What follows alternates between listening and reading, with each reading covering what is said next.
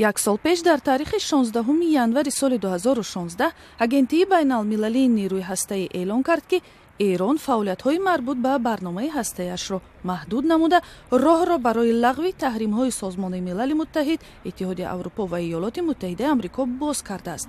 همین طریق جمهوری اسلامی امکان یافت به طور آزاد مواد سوختش را به بازارهای جهانی برآورد و همچنان 100 میلیارد دلار پس‌اندازهای منجمد شده در بانک‌های ایالات متحده آمریکا را بازپس گیرد. 16 ایولی سال گذشته بعد امضای سازش هسته‌ای تهران با 6 قدرت جهانی انزوای بین‌المللی ایران خاتمه یافت و در کوچه‌های تهران چندین روز حالت ایدانه احساس می‌شد. اما در یک پرسش سریراهی اکثری ساکنان تهران گفتند که تاکنون دیگرگونی جدی احساس نکردند. واقعا هیچی. نه. ما چیزی ندیدیم تغییراتو. به نظر من هیچ تغییری ایجاد نشده.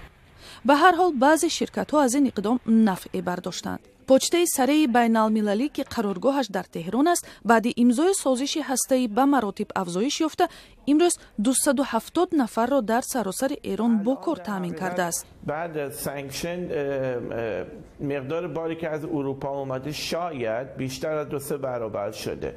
در حقیقت بیشتر با اروپا من آمار رو دارم می‌بینم، از چین هم همینجور. خادمان ساحه استخراج و تولید فلزات هم از لغو تحریم‌ها خوشحالند.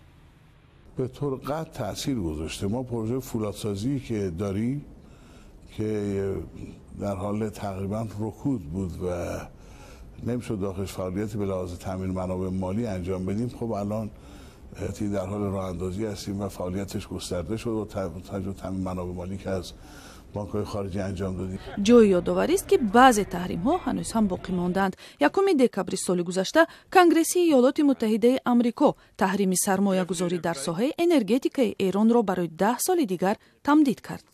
همچنان ایالات متحده آمریکا طلب کرد که در صورت سرکشی ایران و پیدا شدن شبهه در اجرای سازش تحریم جمهوری اسلامی برقرار شود.